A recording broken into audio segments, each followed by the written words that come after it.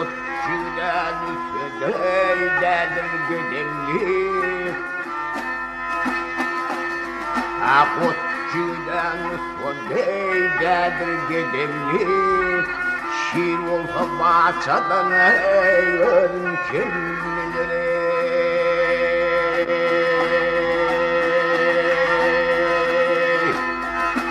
Bir dakıllıda yetiştirildi Mokmala patiratın cimriler Hay hay cimriler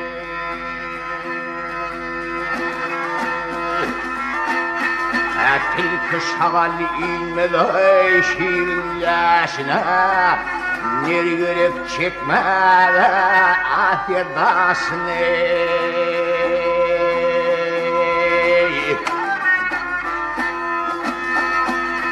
Emir tutulur her işe girse başına Namatura hele iş gammiler Hay hay gammiler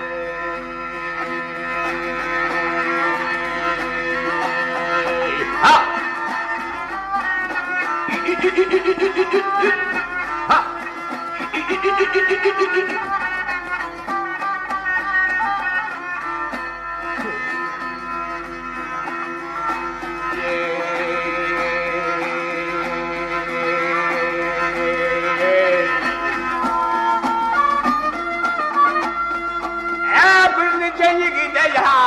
Talıldı düşek Bir nicen yıldıray olfur eşeği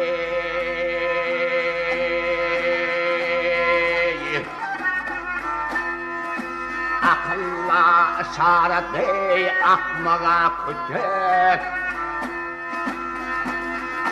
Akılla işareti akmağa kütük Kimki dile düşmez, kimki imlenir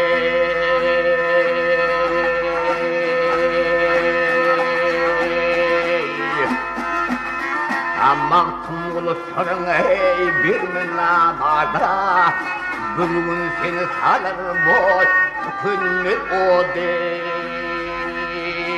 Tükünmürdür dey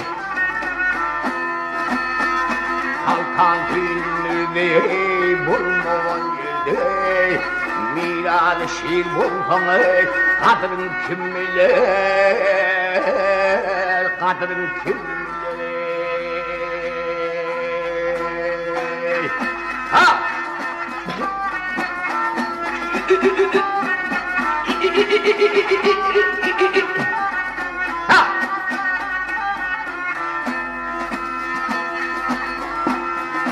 Ha! Ey bulmavan yerde Miralı şiir buldun boy Kadrin kim bilir